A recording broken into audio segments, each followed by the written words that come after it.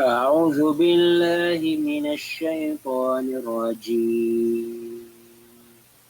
بسم الله الرحمن الرحيم.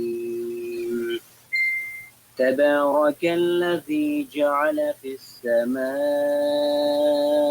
بروجا وجعل فيها سراجا وقمرا منيرا، وهو الذي جعل الليل والنهار خلفة لمن أراد أن يذكر أو أراد شكورا. وعباد الرحمن الذين يمشون على الأرض هونا وإذا خاطبهم الجاهلون قالوا سلاما. والذين يبيتون لربهم سجدا وقياما، والذين يقولون ربنا اصرف عنا عذاب جهنم إن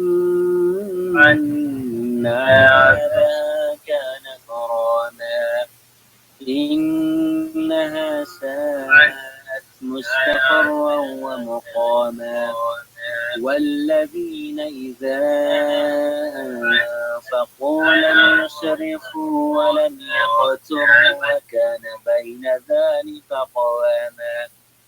والذين لا يدعون مع الله إلها آخر ولا يقتلون النفس التي حرم الله إلا بالحق ولا يزنون، ومن يفعل ذلك يلقى أثاما يضاعف له العذاب يوم القيامة ويخلد فيه مهانا إلا من تاب وآمن وعمل عملا صالحا فأولئك يبدل الله سيئاتهم حسنات وكان الله غفورا رحيما. صدق الله العظيم. جزاك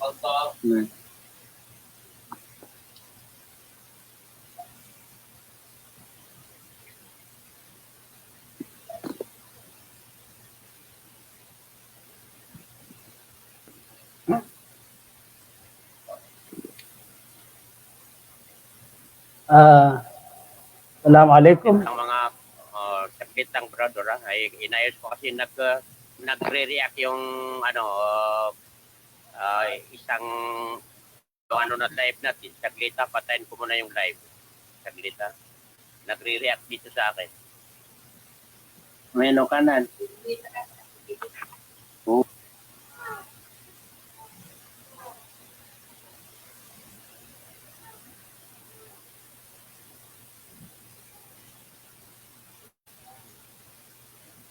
Okay, alhamdulillah. Alhamdulillahirabbil alamin. Mga kapatid, ibibigay ko na po sa inyo ang ating mahal na tagapagsalita. Walang iba kundi ng isa sa ating mga kapatid na si Imam Shaikh Ali Hassan Sirataha. Falyatafaddal mashkuran. الحمد لله والصلاة والسلام على أشرف المرسلين حبيبنا محمد وعلى آله وأصحابه أجمعين. أما بعد، فإن أصدق الحديث كتاب الله، وخير الهدي هدي محمد صلى الله عليه وسلم، وشر الأمور محدثاتها، وكل محدثة بدعة، وكل بدعة ضلالة وكل ضلالة في النار. Alhamdulillah, tayo ho ay una sa lahat nagpapasalamat ng walang hanggan sa ating tagapaglikha dahil sa mga pagkakataong ito. Sa kasalukuyan, kung saan tayo ay nagpupulong, walang ibang pakay kundi ang pag-aaral, pananaliksik ng kaalaman sa ating relihiyon. Isa ito sa pinakadakilang pagsamba kay Allah. Kaya naman, ito sa kasalukuyan ang pinakamalaking biyaya sa mga oras na ito. Ito ang pinakamalaking biyaya sa atin ng dakilang tagapaglikha, aming mga minamahal na kapatid at magulang sa pananampalatayang Islam. Ang atin pong paksa ay napakahalagang paksa na tatalakayin sa mga oras na ito. Ito po ay napapanahon sapagkat ilang araw na lamang ay papasok na po ang Dhul-Hijjah. Ngayong araw, ngayong gabi, ay ika-21 ng Dhul-Qa'dah. Ibig sabihin ay 9 na araw, mahigit kumulang, ay papasok na po ang Dhul-Hijjah. Ang buwan ng Dhul-Hijjah na kung saan ang buwang ito ay napakadakilang buwan. Ang unang 10 araw nito ay ang a'zamu ayyamid dunya, ang pinakadakila sa mga araw ng mundong ito. Aming mga minamahal na kapatid at magulang sa pananampalatayang Islam. Ibig sabihin ay ang kadakilaan ng mga gawaing pagsamba kay Allah sa mga araw na ito, sa 10 araw ng Dhul-Hijjah, ay walang hihigit doon. Kaya nga po sinabi ng ating mahal na Propeta Muhammad sallallahu alaihi wasallam, ma min ayyamin al-amalu salihu fihinna ahabbu ila Allah. Sa mga ibang riwayat ay azka indallah o a'zamu ajran indallah. Walang mga araw kung saan ang paggawa ng mabuti sa kanila ay kalugod-higit na kalugod-lugod kay Allah subhanahu wa ta'ala. O di kaya ay higit na ginugusto ng dakilang tagapaglikha. Higit na malaki ang gantimpalan niya sa dakilang tagapaglikha ay hindi mahihigitan ang mga araw na ito. At ang tinutukoy sa mga araw na yon na hindi mahihigitan sa kadakilaan kay Allah subhanahu wa ta'ala, sa kadakilaan ng paggawa ng kabutihan o ng pagsamba sa kanila, ay walang iba kundi ang 10 araw ng Dhul-Hijjah, kung saan napapalapit na po tayo doon.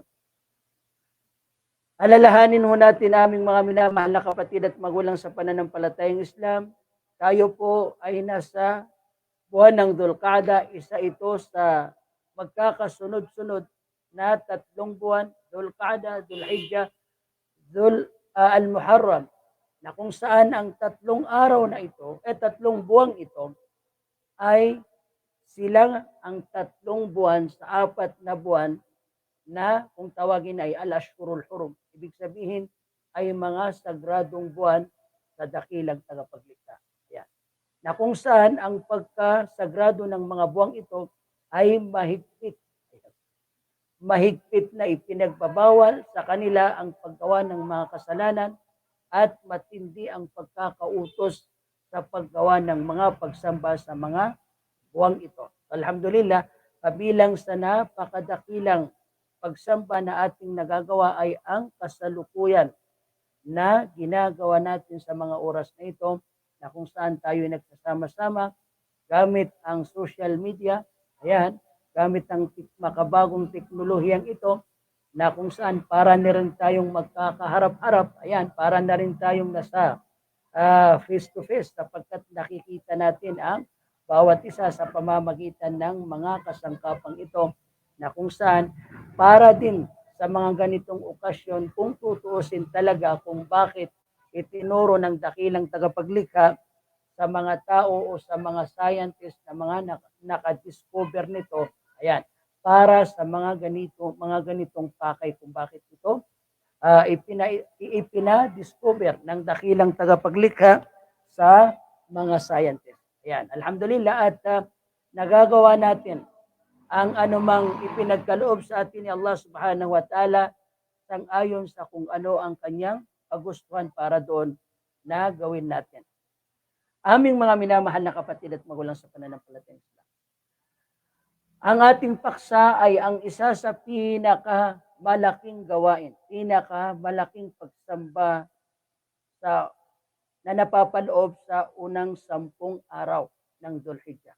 Simula siya sa ika-10 araw ng Dhul-Hijjah at magtatapos ito sa huling araw ng Ayyamut Tashriq.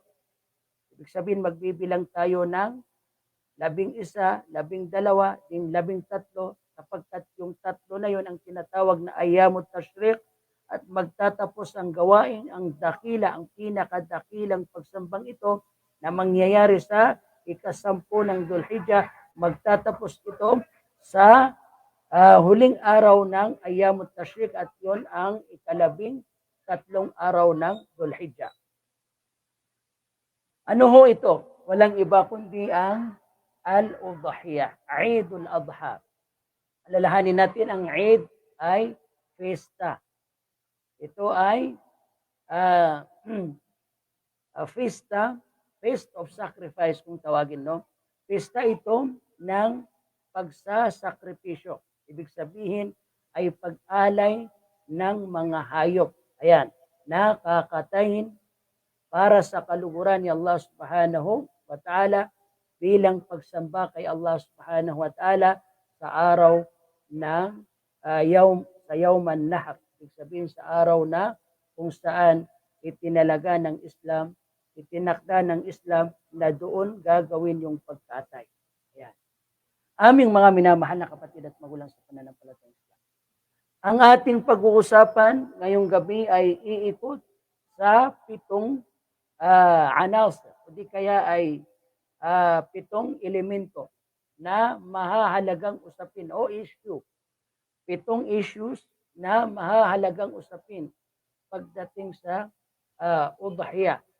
Ibig sabihin ay ang pagkatay ng hayop, ayan, bilang pag-alay para sa kaluguran ni Allah Subhanahu wa Ta'ala sa araw ng Eidul Adha.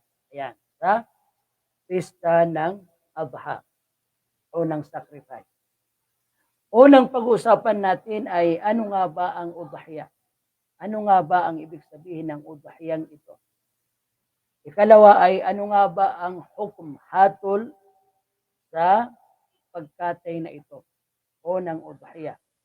Ikatlo ay gaano ba kahalaga, gaano kainam na makapagkatay tayo sa araw na ito o sa mga araw na ito.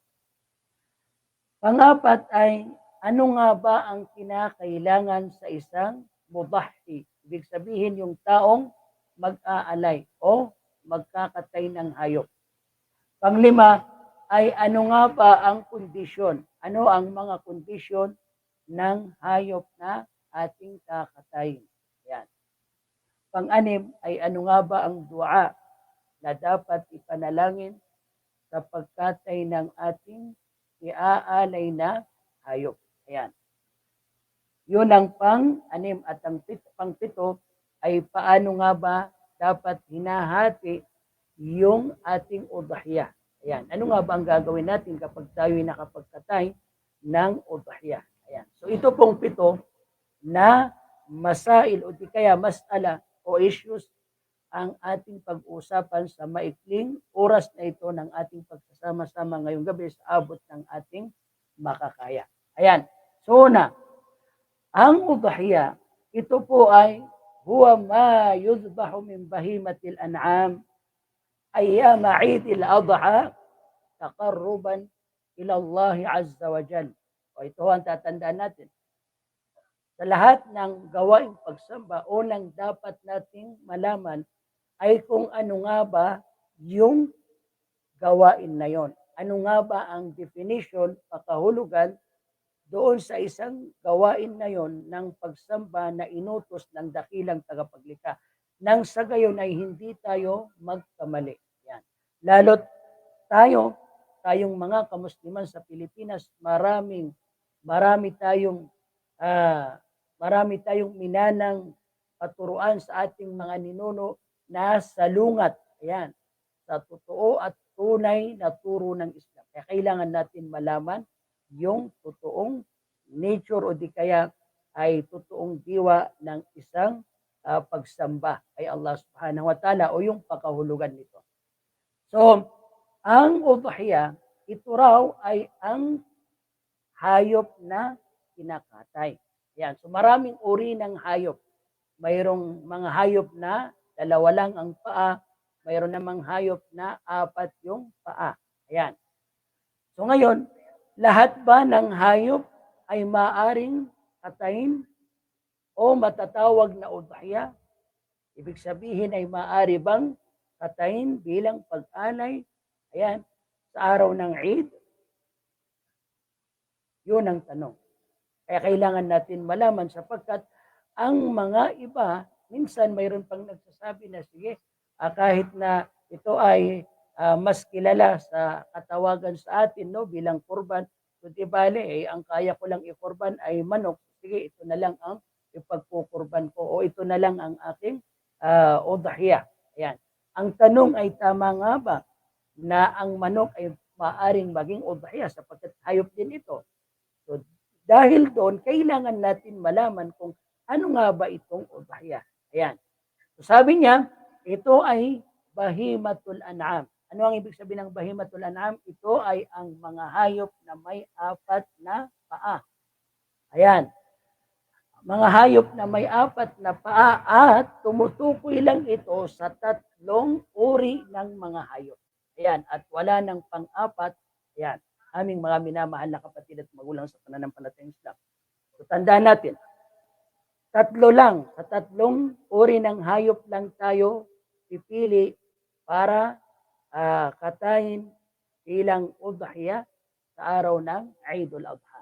Kung saan yun naman talaga ang pinakadiwa ng Eidul Adha, yung pagdiriwang ito, yung pagdiriwang na ito, ang pinakadiwa nito ay ang pagkatay. Kaya nga tinawag siyang Eidul Adha.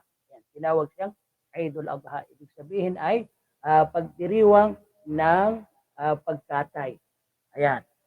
Mga sacrifice na inalay para sa kaluguran ni Allah Subhanahu wa Ta'ala. Mga hayop na may 4 na paa na inaalay ito sa mga araw na itinakda ng Islam. Yun yung sinasabi natin kanina na 4 na araw. Magsisimula sa ika-10 araw ng Dhul-Hijjah, right after ng Salatu Eidil Adha, pagkaraan natin magsala ng Eidul Adha, ayan, so magsisimula na ang ating pagtatay ng mga udhiya o ng mga adahi na ating iaalay sa araw na yun. At magtatapos nga ito hanggang sa paglubog ng araw, sa huling araw ng ika-13 araw ng Dhul-Hijjah na yun yung tinatawag na Ayyamut Tashriq. Ayan. At atin itong kakatayin bilang takarrub, ibig sabihin pagsamba ng mapalapit tayo sa pamamagitan nito kay Allah Subhanahu wa Ta'ala o sa dakilang tagapaglikha. Yun po ang tinatawag na udhiya. Ayan. Yung hayop na kinakatay, ayan, ayan, na may 4 na paanan, ayan, at 3 lang yung tinutukoy doon, walang iba kundi ang al-ibil, al-bakar at yung al-ghanam. Ibig sabihin, yung kamilyo at yung baka at yung mga kauri nito, ayan, at yung mga kauri nito, yung iba't ibang uri ng baka. Then yung kambing at yung iba't ibang uri ng kambing. Yan, aming mga minamahal na kapatid at magulang sa pananampalatayang Islam. Yang tatlo, ang pagpipilian natin sa abot ng ating makakaya, ayan, pagdating sa pag-alay. Ayan, aming mga minamahal na kapatid, magulang sa pananampalatayang Islam. Ayan. So, ikalawa, ano ang hukom ng udhiyah? Ibig sabihin, ano ang hukom ng pag-alay na ito ng hayop? Pagpapakatay ng hayop na ito. Pagpapakatay na ito ng hayop, ayan, bilang pagsamba kay Allah subhanahu wa ta'ala. Nang mapalapit tayo kay Allah sa pamamagitan nun, ibig sabihin, ang dakilang tagapaglikha ay nagbigay, nagtakda ng mga gawaing pagsamba sa pamamagitan nila ay napapalapit tayo kay Allah subhanahu wa ta'ala. So kabilang sa pagsamba na kung saan nilalapit tayo nito sa Allah subhanahu wa ta'ala ay walang iba kundi ang udhiyah. Ayan. So ano ang hukom ng udhiyah? Ang mga ulama ay khilaf. Ibig sabihin ay hindi nagkasundo ang kanilang pananaw. Ngunit ang mas malakas at mapanghahawakan na pananaw, ayan, ay ang hukom nito o hatol dito ay sunnah muakkada. Ayan, sunnah muakkada ala al-qawl ar-rajih. Ibig sabihin sa ayon sa opinion na nakakaangat. Ayan, sa mga ibang opinion, ayan, o sa opposite na opinion na kung saan yung iba ay nagsasabing wajib, ayan, at yung iba ay nagsasabing sunnah muakkada, so mas nakakaangat yung opinion na ito ay sunnah muakkada. Ayan, so sunnah muakkada ang hukom ng udhiyah. Ayan, o pagkatay sa araw ng sa mga araw ng ayamul adha, sa mga araw ng pagkatay. Ayan. Wayushtaratu laha ghinal mudahhi. At hindi lang yon, sunnah muakkada, at magiging sunnah muakkada ito sa isang tao at may kondisyon para siya maging sunnah muakkada. Ano ho ang kondisyon para siya maging sunnah muakkada? An yakuda thamanul udhiyah fadilan an kifayatil mudahhi wa kifayati man yunfiqu alaihim. Ibig sabihin, kailangan sa oras, sa pagdating ng oras na itinakda ng Islam o araw kung kailan dapat kinakatay ang mga hayop na inaalay, ayan, sa mga araw ng Adha, kailangan yung halaga, ayan, yung halaga halimbawa ng kamilyo, o di kaya yung halaga ng baka, yung halaga halimbawa ng kambing, ayan, o yung kambing, yung kambing. Kasi doon naman, yun ang, kumbaga, yun ang, lalo na tayo sa mga taga-Pilipinas ay kabilang tayo sa mga may hirap na mga tao, no?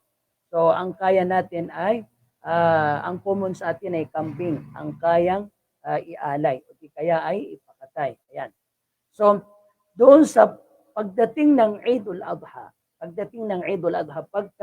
pagkatapos ng sala ng Eidul Adha, so doon na magsisimula yung oras at yun ang pinakamainam ng pagkatay. Yun ang pinakamainam na oras ng pagkatay. Ayan, pagkatapos ng pagkatapos ng pagdarasal ng Eidul Adha. Hindi mo na kailangan, kung gusto mong magmadali, makuha mo yung pinakamainam na oras nito, huwag ka nang makinig ng khutbah. Kasi hindi naman bahagi ng sala yung khutbah. Hindi katulad ng Jum'ah na bahagi ng Jum'ah, Salatul Jum'ah yung khutbah. Pero yung Salatul Eid, hindi niya bahagi yung khutbah. So kung gusto mo na makipagpaligsahan doon sa pinakamainam na oras nito, so dahil doon right after ng sala ay pwede ka nang tumakbo, pwede ka nang pumunta, magmadali doon sa hayop na kakatayin mo at katayin mo sa pinaka madaling sa sa lalong madaling panahon. Ayan, dahil yun ang pinakamainam na gagawin mo sa oras. Ayan. So, ngayon, sa oras na itinakda ng Islam, kung kailan o pwede nang magpakatay, ay tatanungin mo muna yung sarili mo. Siyempre, lahat tayo nagnanais noon. Kasi syarat ng pagiging sunnah muakkada nito na kailangan na yung taong magpapakatay, yung taong mag-uudhiya. Ibig sabihin, mag-aalay ng hayop sa mga araw na ito, kailangan yung halaga ng kambing na bibilhin mo, yung ipambibili mo doon sa kambing na yon na ipapakatay mo, kailangan ito ay fadil. Ibig sabihin ay sobra. Tandaan natin ito sobra ito sa pirang ginagastos mo, sa pirang makakasapat para sa gastusin ng sarili mo. Tandaan natin yun sa pirang makakasapat para sa gastusin ng sarili mo sa araw na yun. Ibig sabihin, kung wala kang pera, o di kaya ang pera mo lang ay makakasapat para sa gastusin mo, ikaw lang mag-isa, kasi uunahin natin yung sarili natin bago yung pamilya. Ibda binafsika thumma biman ta'ul. Ika nga ng ating mahal na Propeta Muhammad sallallahu alaihi wasallam, ibig sabihin ay unahin mo yung sarili mong kapakanan, then saka na yung pamilya mo. Yan, unahin natin yung sarili nating kapakanan, then saka na yung asawa mo, saka na yung mga anak mo, saka na yung mga magulang mo. Yun po ang bilin sa atin. Kahit pa sa zakatul fitr, zakatul fitr, kahit pa sa zakatul fitr, ayan, ibig sabihin pagbibigay ng zakat na obligado sa individual sa pagtatapos ng Ramadan.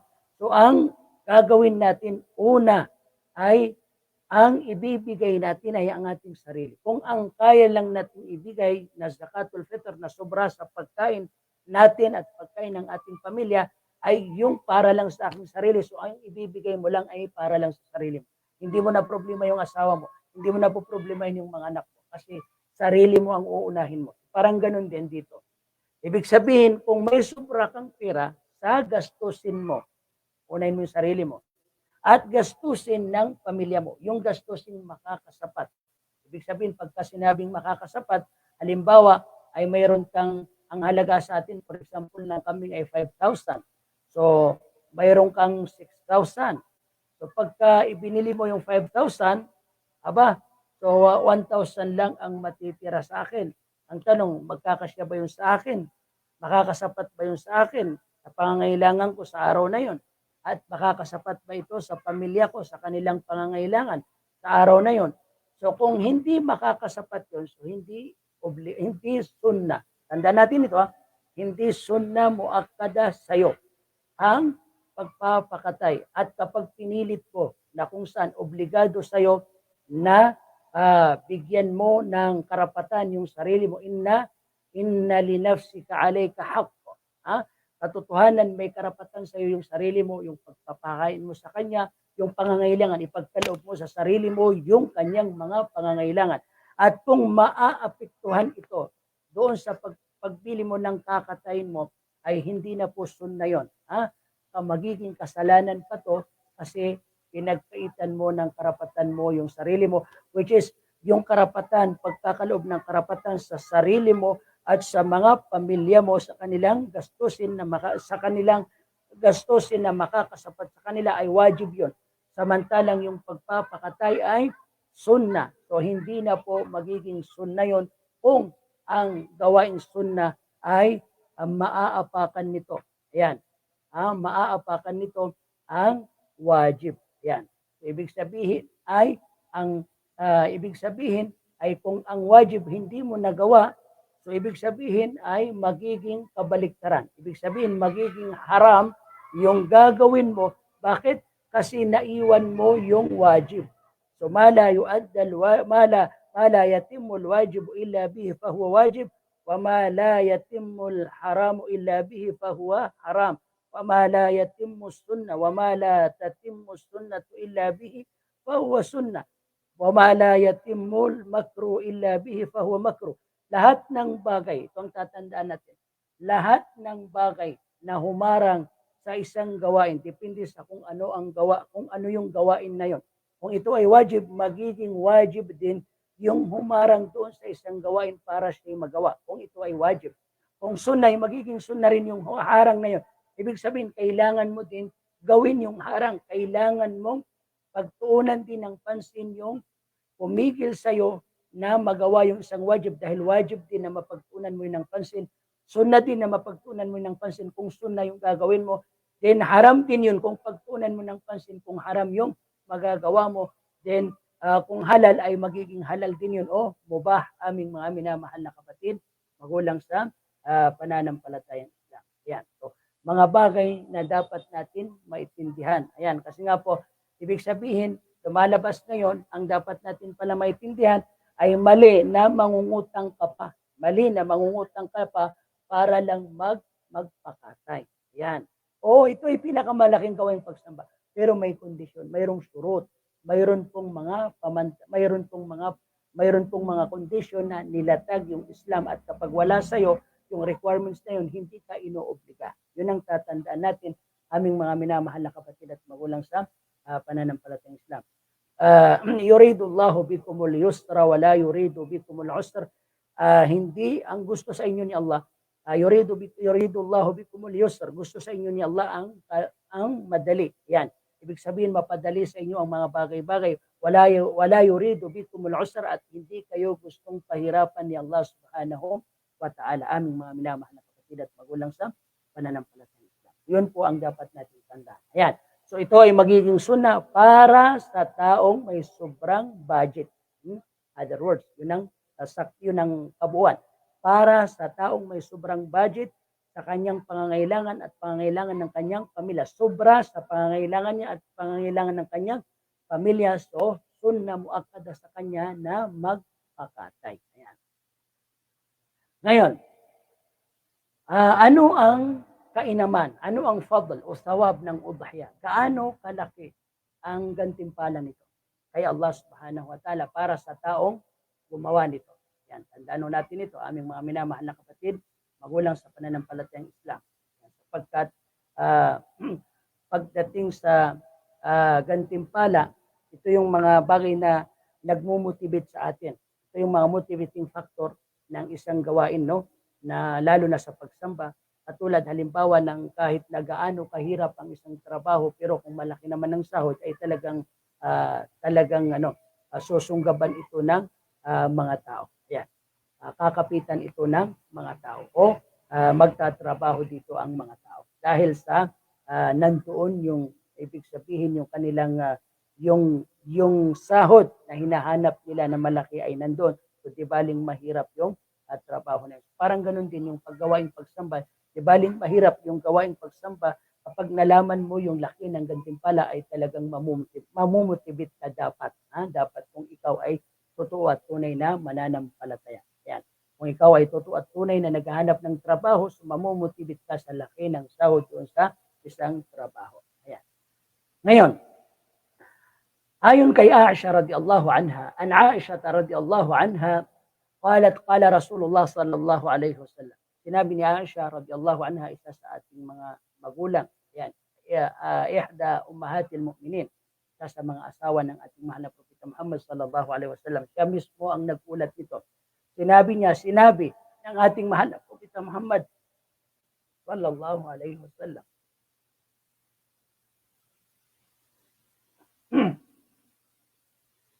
Ano ang sinabi niya? ما عمل ابن آدم يوم النحر أحب إلى الله من إهراق الدم. Walang gawaing pagsamba na magagawa. Tandaan natin ito. Walang gawaing pagsamba na magagawa ng anak ni Adam. Tayong mga tao. Walang gawaing pagsamba na magagawa natin sa araw ng Nahr. Ibig sabihin sa araw ng Eidul Adha, sa ika-10 araw ng Dhul-Hijjah, kung saan doon idadaos yung Eidul Adha. Ito yung pinaka-a'zamu ayyamid dunya. Yung araw na yun, pinakadakilang araw ng mundo, ang araw ng Eidul Adha. Walang gawaing pagsamba na magagawa doon ang isang anak ni Adan. Tayo yon, bawat isa sa atin, na kaibig-ibig kay Allah, na mahihigitan niya ang pagpapadanak ng dugo. Ibig sabihin ay ang pagpatay. Ang pinakamainam, malaking pagsamba na ating magagawa sa araw ng Eidul Adha ay ang pagpatay ng hayop. Yung tatlong uri ng hayop na ating tinukoy kanina. Gaano ito? Gaano ito kalaki? Ayan, kainam kay Allah subhanahu wa ta'ala, innahu la yu'ta yawmal qiyamati biquruniha wa ash'ariha wa adlafiha. Tunay na sa araw ng paghukom, ayan, ay dadalhin.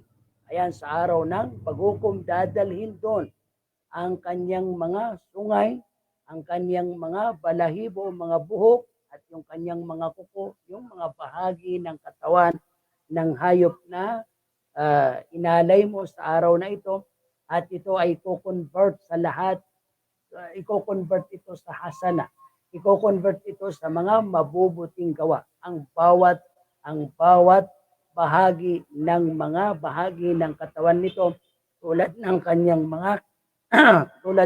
mga balahibo, tulad ng kanyang mga sungay, tulad ng kanyang mga kuko, at yung iba pang parte ng kanyang katawan. So, i-convert, gaano karami yung kanyang buhok na i-convert sa hasana, na idadagdag ito sa timbangan ng iyong mga mabubuting gawa. Ay napakalaki ng gantimpala nito, aming mga minamahal na kapatid at magulang sa pananampalatayang Islam. Ayan. So, wa inna ad-damma la yaqa'u min Allah bimakanin qabla an yaqa'a bil ard. Tunay na ang dugo, ayan, ng hayop na ating kakatayin ay la yaqa'u min Allah bimakanin, ibig sabihin ay magkakaroon na ito ng walang pagdududa ng mataas na antas kay Allah. Ibig sabihin ay nagkaroon na ito ng malaking gantimpala kay Allah bago pa tumanak ang dugo sa lupa kung saan kinatay ang hayop na yon. Ibig sabihin, hindi pa dumadanak, hindi pa nalalaglag, ayan, nabubuhos sa lupa yung dugo ng ipinakatay mo, ay nagkaroon na ito ng mataas na antas. Ibig sabihin, malaking gantimpala kay Allah subhanahu wa ta'ala. Mas mabilis ang gantimpalang igagawad ni Allah kaysa pagdanak ng dugo ng hayop na ipinakatay natin. Ganyan kalaki, ganyan kadakila, aming mga minamahal na kapatid at magulang sa pananampalatayang Islam. Kaya sabi ni Propeta Muhammad, "Fatibu biha nafsa." Ibig sabihin ay paghusayin ninyo ang inyong mga sarili. Huwag niyong pagkaitan, paghusayin ninyo, pagbutihin niyo ang inyong mga sarili sa pamamagitan nito. Ibig sabihin, ito ang pinakamagandang gift na ibibigay natin sa ating mga sarili, na makapagpatay tayo ng hayop sa araw ng Eidul Adha o sa 4 na araw na yon na ating tinukoy kanina. Ngayon, ma yushra'u lil mudahi. Ano nga ba ang bilin sa taong magpapakatay? So, mahalagang issue to, mahalagang usapin ito. Ano ang bilin ng Islam, bilin ni Propeta Muhammad sa taong may intensyon o nakapaghanda na para sa kanyang pagpapakatay? Yan. So, halimbawa, ngayon, siyempre yung may mga kakayahan sa atin, nag-iisip na, inshallah, magpapakatay ako pagdating ng 8. Yan. So, nandun na yung intensyon. Yan. Siyempre, may pera na kasi, mayroon ng sobra sa kanyang pangangailangan. So, ano ang bilin sa atin na dapat nating gawin? Yushra'u lahu Ayan, idha ahalla hilalu dhil hijjah. So ang bilin sa'yo kapag ka pumasok na, so ibig sabihin ay siyam na araw na lamang ay papasok na po ang Dhul Hijjah. Papasok na po ang Dhul Hijjah, mahigit kumulang siyam na araw na lamang. So, dapat bantayan natin ito. Bantayan ito lalo na ng mga magpapakatay. Okay, bakit? Bakit kailangan nila itong bantayan?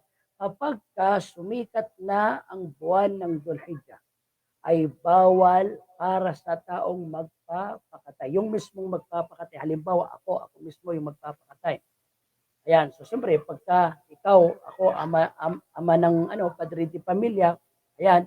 So kapag ako yung nagpakatay ng hayop, siyempre automatic kasama na yung pamilya ko doon. Ayan, kasama na yung pamilya ko doon sa intention ko. Okay. Pero ako yung primary, ako yung mismong magpapakatay. Ayan. So ako na magpapakatay kapag ka pumasok na, nakita na yung buwan sa pagpasok ng Dhul Hijjah sa gabi na yon, paglubog ng araw at nakita yung buwan. So ano ang bilin sa akin ng Islam? Ayon sa hadith ng ating mahal na Propeta Muhammad sallallahu alaihi wasallam, bawal ako, bawal akong magpagupit. Yan. Lalo na kung magpakalbo. Bawal akong gumupit ng aking buhok. Bawal akong magputol ng kuko. Ayan. Bawal ako mag-ahit ng mga buhok kung saan-saan. Sa kilikili man yan o sa pribadong bahagi man yan ng katawan o bigoti man yan. Ayan. Siyempre, bawal yung bawal yung tawag dito, yung lihit. Ayan, bawal yan dahil ito ay obligado sa atin, no? Ito yung sunnah na wajiba, ika ng ating mga ulama. Ayan, itong ating balbas. Ayan. So, ang sunnah rin sa bigoti ay dapat ay pinuputol yan. So, bawal putulin ang ating mga buhok, bawal tayo mag-nail cutter, bawal tayo mag-ahit kapag pumasok na ang gabi, unang gabi ng Dhul Hijjah, hanggat hindi pa natin nakakatay. Ayan, tanda natin ito, babae lalaki ha. Hanggat hindi pa natin nakakatay ang ating kakatayang hayop ay bawal tayong magpagupit, mag-ahit, magpumutol ng kuko, etc. Ayan, aming mga minamahal na kapatid at magulang sa pananampalatayang Islam. So, ang hukom nito ay khilaf yung mga ulama. Mayroon sa mga ulama na ito ay haram gawin. Ibig sabihin, magkakasala ka kapag nagpagupit ka, kapag nagputol ka ng kuko.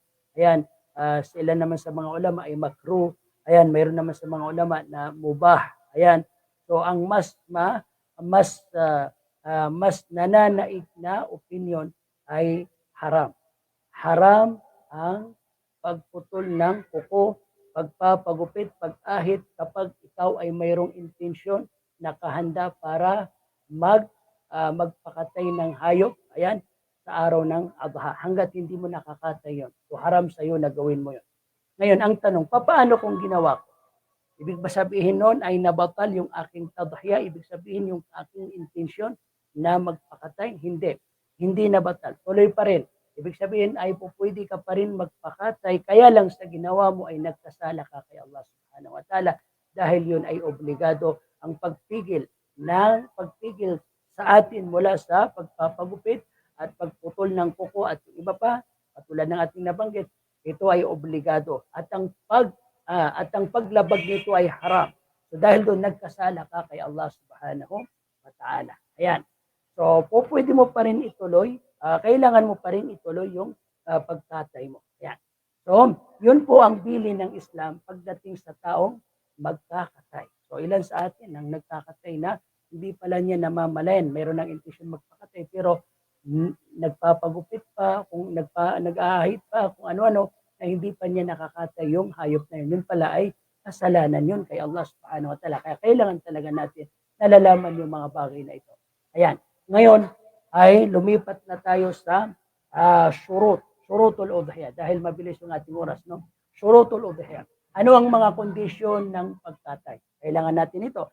Sapagkat yung condition, yung presence ng condition ay presence ng pagsamba.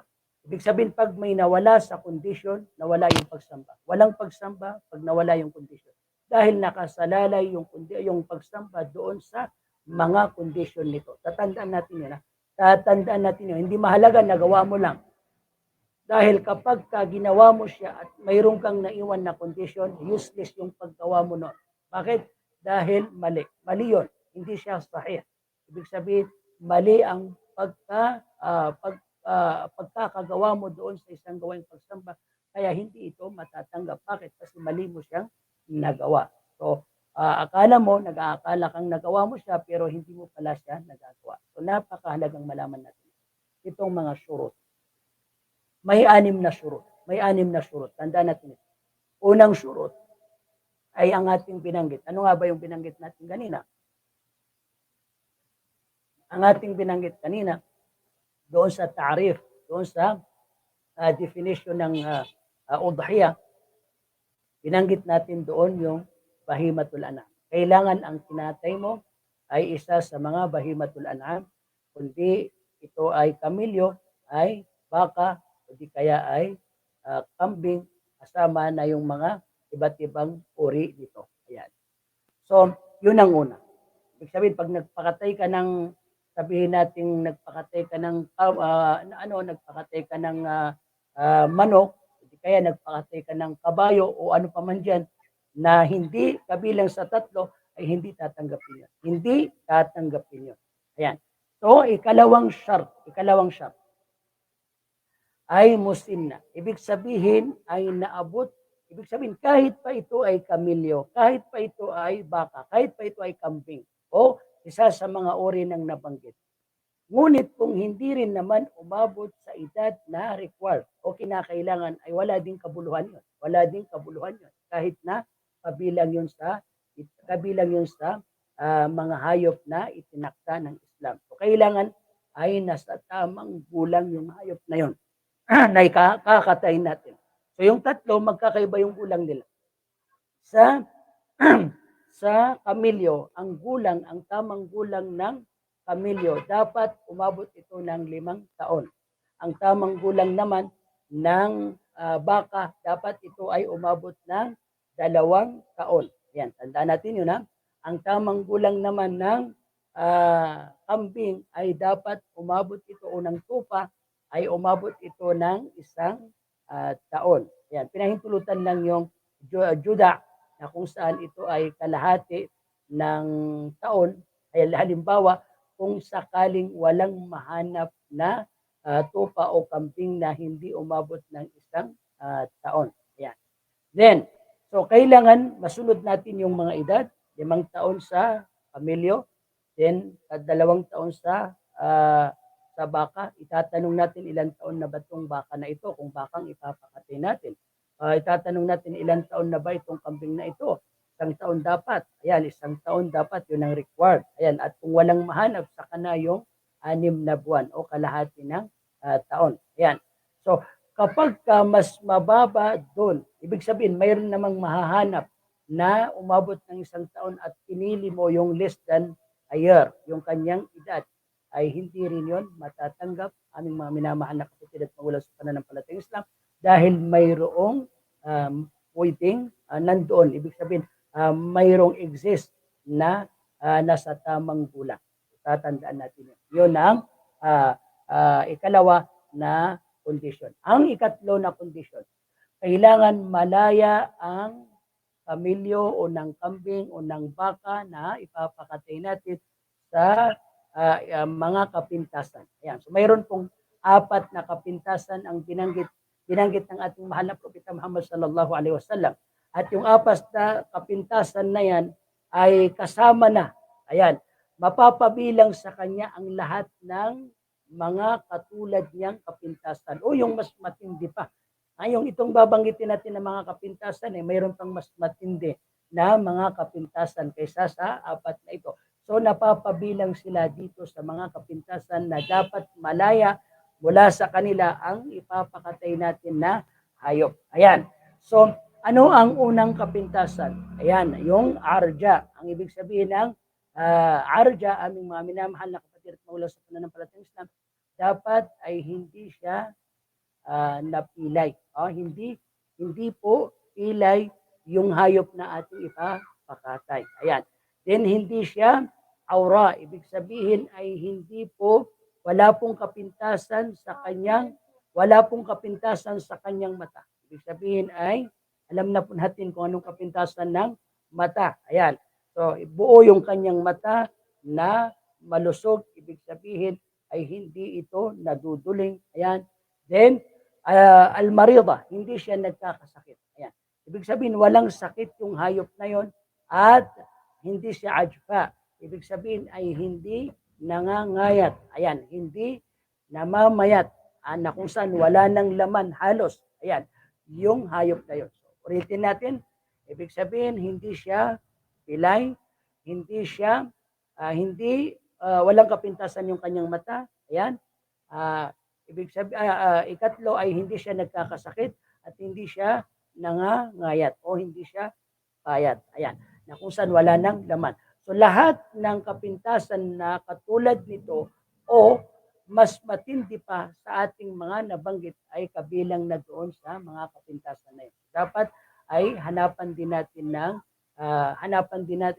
natin yung pinakamahusay na hayop. Tandaan natin, iaalay natin ito para sa kaluguran ni Allah. So dapat kapag tayo ay mag-aalay, yung pinakamainam sa mga hayop ang ating dapat na iaalay. Ayan.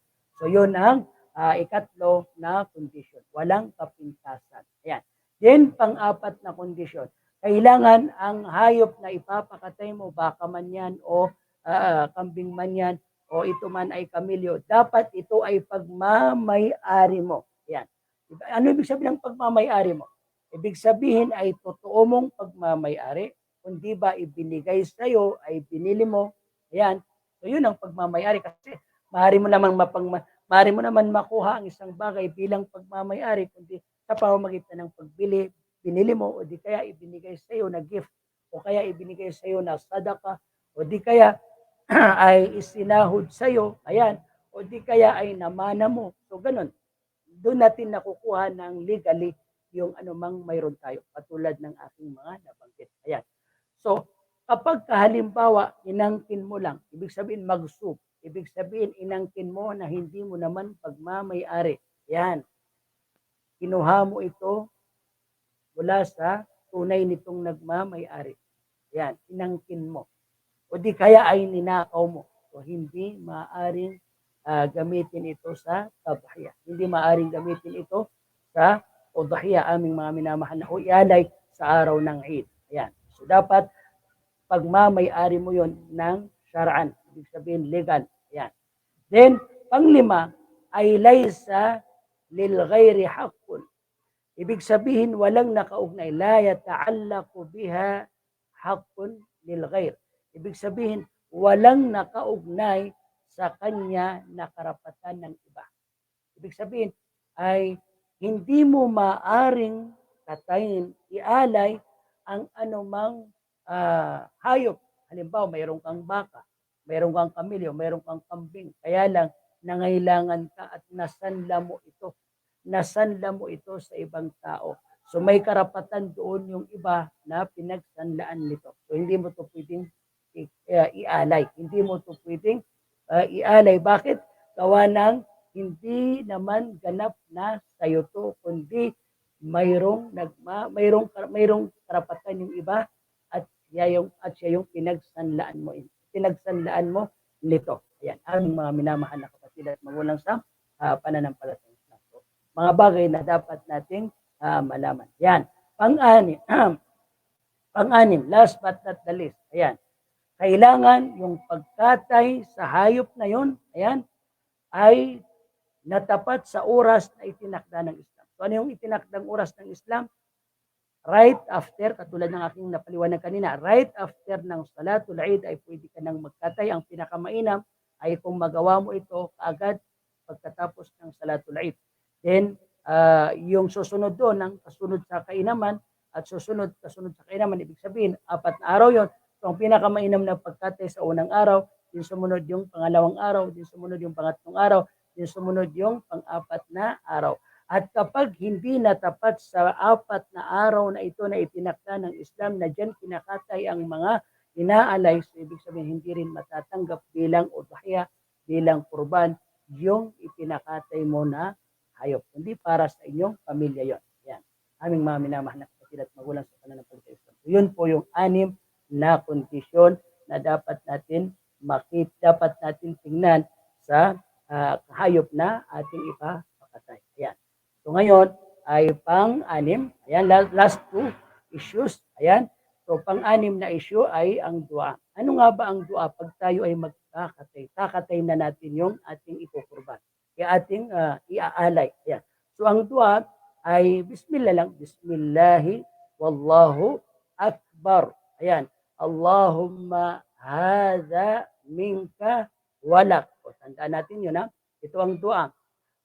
Bismillah wallahu akbar. Pangalan ni Allah. At siya Allah ang pinakadakila. O Allah, Allahumma hadha mink. O Allah, ito ay mula sa iyo. Ayan. Ibig sabihin, ikaw ang nagbigay nito. Walak at para din sa iyo. Ibig sabihin ay para sa kaluguran mo din ay gagawin namin ito. Hada anni, ito ay para sa akin itong kakatayin at para din sa aking pamilya. Ayan. Allahumma taqabbal minni wa min ahli baiti. At o Allah, tanggapin mo ito mula sa akin at tanggapin mo rin mula sa aking pamilya. Ayan. So ang pinakamahalaga lang doon yung bismillahi wallahu akbar. Allahumma hada minka walak. Ayan. Yun yung pinakamahalaga doon. Mustahab na lang, ibig sabihin ay mainam na idugtong mo kasi ang ibig sabihin ng panalangin na ito, sa ngalan ni Allah, si Allah ang pinakadakila, o Allah ito ay mula sa iyo, o Allah ito ay para din sa iyo. Ito ay udhiya o pag-alay na mula sa akin at mula sa akin at mula sa aking pamilya. Ayan, mula sa aking pamilya. O Allah, tanggapin mo ito sa akin at tanggapin mo sa aking pamilya. So kung halimbawa, ikaw ay inutusan ng magkatay, so ang sasabihin mo, Allahumma bismillahi wallahu akbar, Allahumma hada minka walak, hada an fulan. Babangitin mo yung pangalan niya. Halimbawa, pangalan niya is Ismail. Hada an Ismail wa an ali Ismail.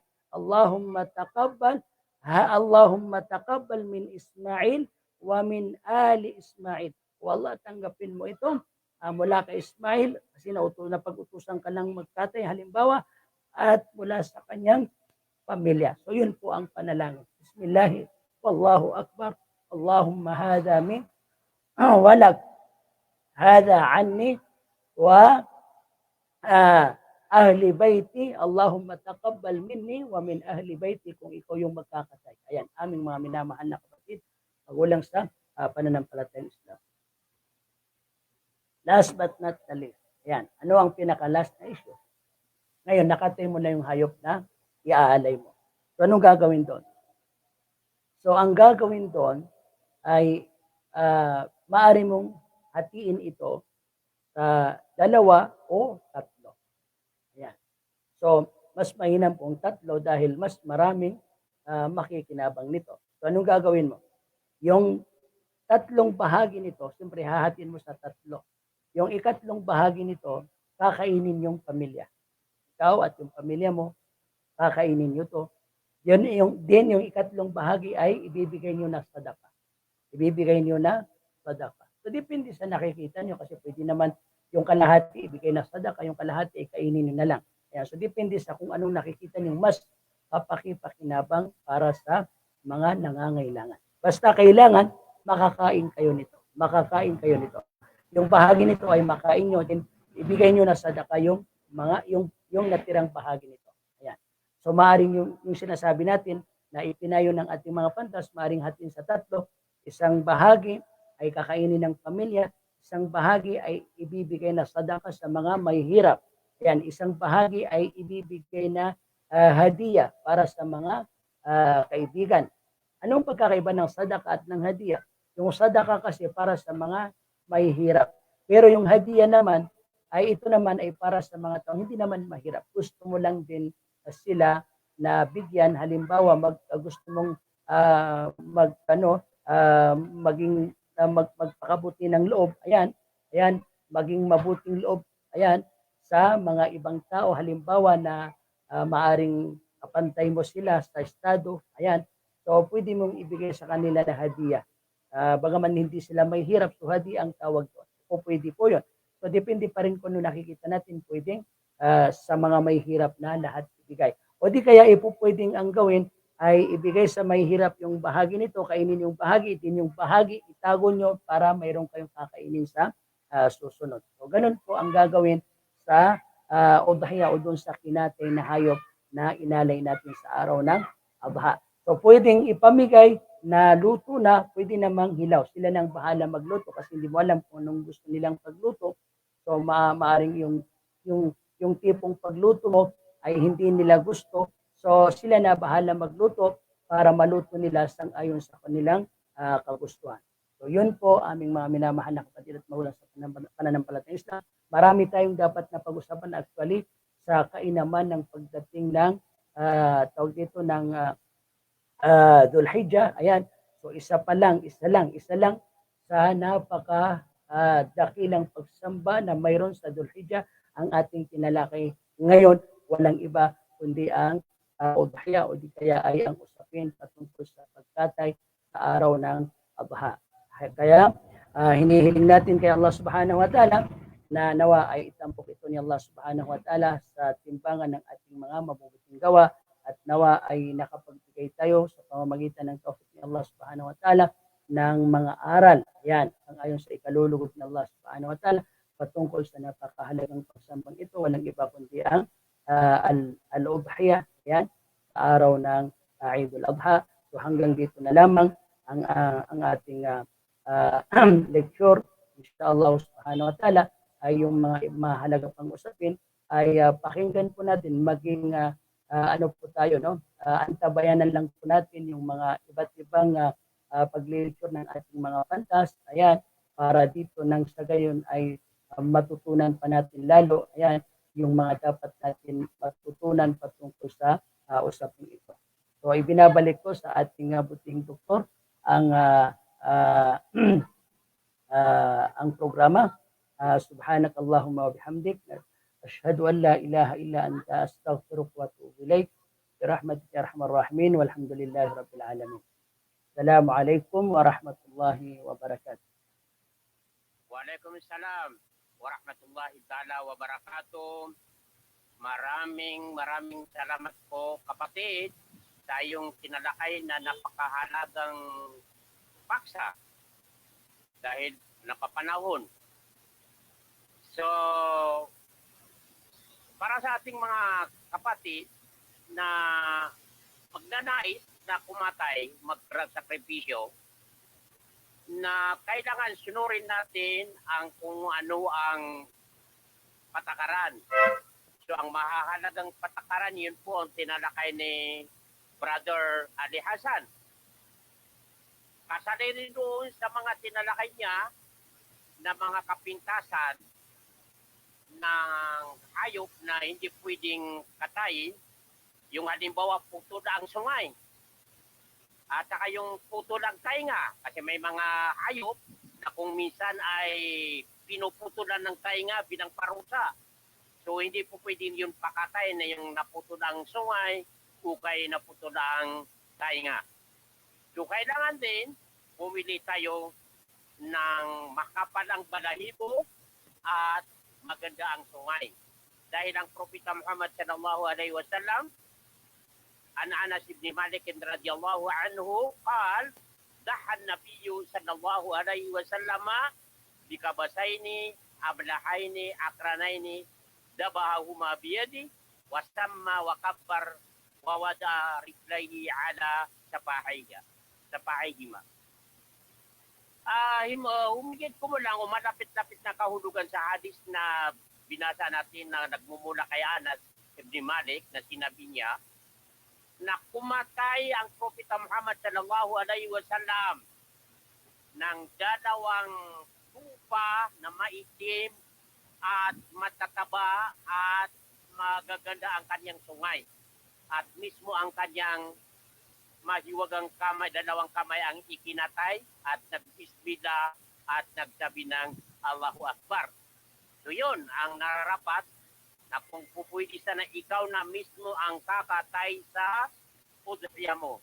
So kung hindi mo kaya, pwede ang iba. Pero yung sinalakay ni brother ng mga dua, dapat yun tandaan. So bigyan natin ng kunting pagkakataon ng ating mga tagapakinig ngayong gabi kasi napakahalaga pong paksa ito kung sino-sino po sa inyo ang may katanungan tungkol sa nagnanais na magkakatay sa araw ng Idul Adha. Nasa inyo po ang pagkakataon ngayon. Sino sa inyo ang gustong magtanong, tumaas ng kamay o kaya ay magsalita kayo, tanggalan ninyo ng mute ang inyong microphone at magtanong kayo.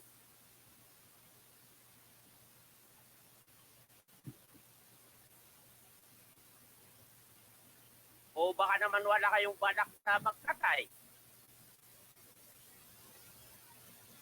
O baka namang naintindihan ninyo talaga. So hindi na kailangan magtanong. So, okay. So pag walang magtatanong, hindi naman pwedeng kayo ang tanongin. Baka namang sabi nyo, kaya kami hindi magsasalita para hindi kami matanong. So sana po ay maabot natin ang Idul Adha. O ito, si Ruba Arindik, baka mayroong kakatanungan dyan. Said ko pa kayang siya, so paano sila ngalit na natulungan na kato. Sa akin, na di ako matanong niya kapag akita ako sa ko. Buhat ako loksakan na kapakaya ko mag-akita ako ng mirala ako din tapos na adin na karumahan gabi dito. Okay. So una po ay yung akika po ay obligado ng mga magulang mo na paakikain ka. Subalit, dahil walang kakayanan o kaya hindi na alam na obligado yun sa kanila, so hindi mo alam kung nakapagbigay ba sila ng akika mo o hindi. So mas maganda na ngayon kahit may apo ka pa rin, pwede ka pa rin mag-akika. Okay, maliwanag ba yun, Sister Ruba? Away-away, sukran na Okay, hindi po yung kay Sister Ruba, lahat po tayo, kung halimbawa, hindi po kayo sigurado, ay kailangan mag-akika na kayo. Nandito kami, pwede kaming imbitahin para kainin ang akika kung walang kumakain doon sa inyo. Okay, sino po ang may katanungan?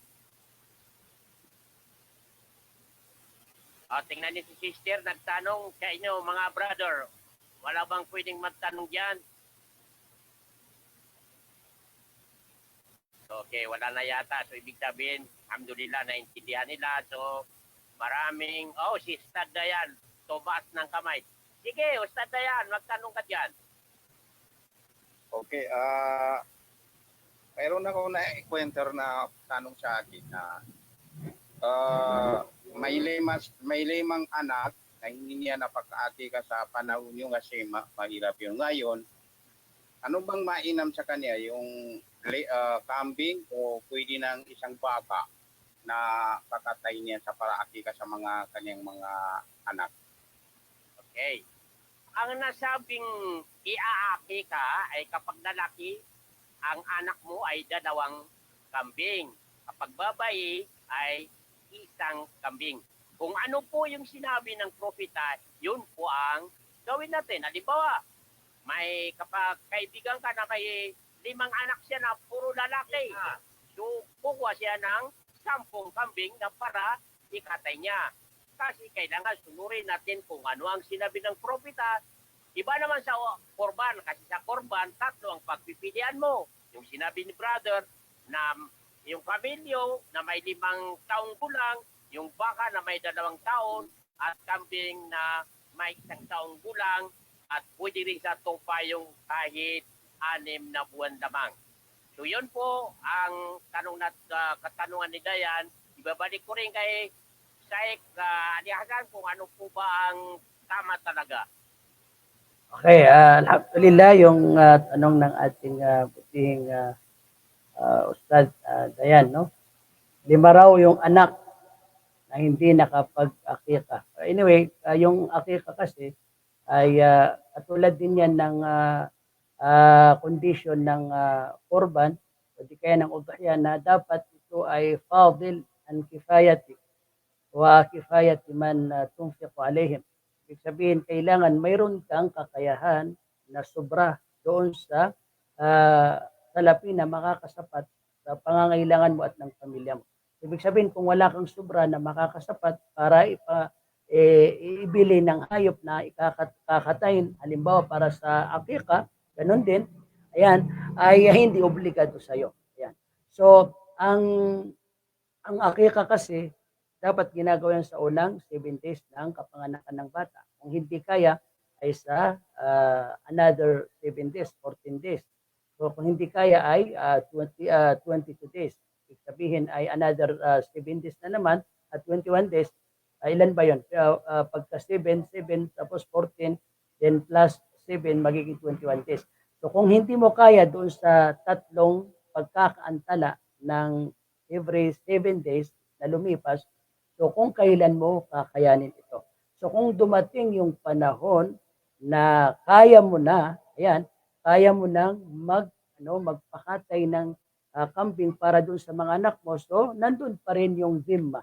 Ibig sabihin ng zimma, yung responsibilidad mo bilang isang magulang na dapat kang makapagkatay ng hayop para doon sa mga anak mo.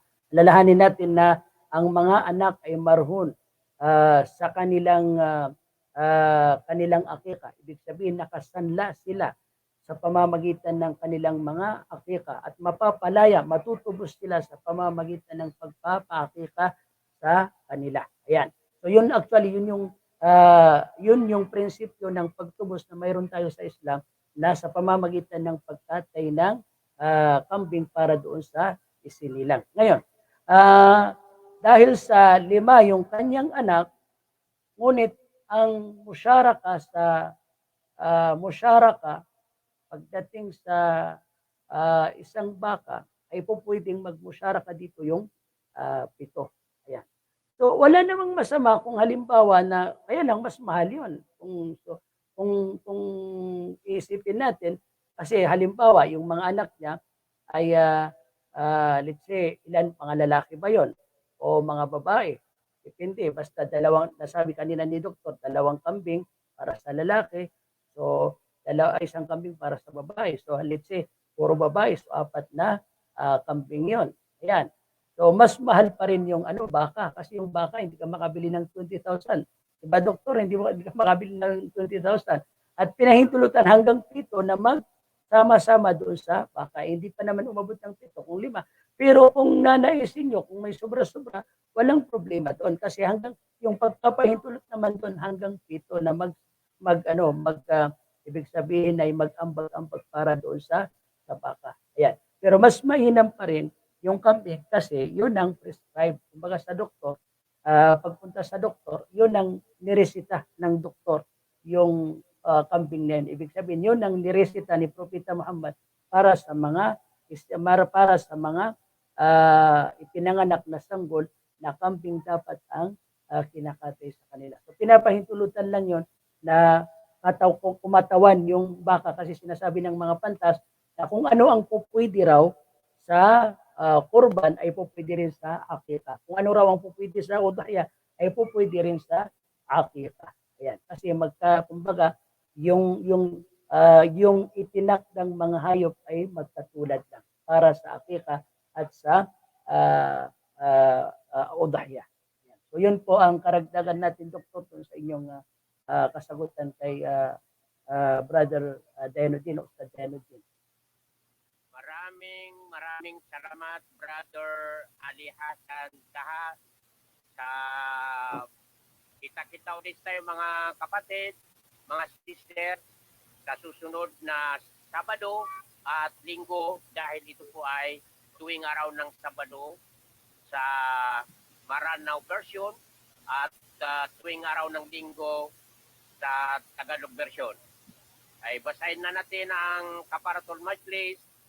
Subhanak Allahumma wa bihamdik. Asyhadu an la ilaha illa anta astaghfiruka wa atubu ilaik. Wassalamu alaikum warahmatullahi wabarakatuh. Brother Ibrahim, nagpakita ng malaking puso. Ano